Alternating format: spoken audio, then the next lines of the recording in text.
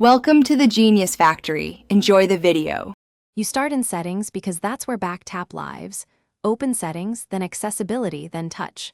Once there, scroll to the bottom and tap Back Tap. You must pick Double Tap or Triple Tap to begin. You're choosing which gesture to change now, so decide based on how often you'll trigger it. Make sure to have the app or shortcut already available. If you plan to use a shortcut, create it first. This avoids interruption when mapping the action. Now assign what the back tap will do. Pick a built-in system action like Home or Screenshot, or scroll to shortcuts to select a custom automation. If you want custom behavior, you must create that shortcut in the Shortcuts app beforehand. Once done, it appears in the list. Tap your desired action and look for the check mark. That confirms the mapping.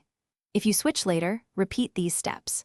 Remember, simpler actions are faster and more reliable than complex Finally, test by tapping the back of the phone near the center, not the camera bump, and use the gesture you configured. If nothing happens, toggle back tap off and on in Settings or restart your iPhone. That often clears glitches. Also check the case. Thick or metal cases can block the accelerometer, so try without the case. If the shortcut fails, run it directly in the Shortcuts app to isolate the issue before remapping the gesture. Thanks for watching. If you found this helpful, don't forget to like and subscribe.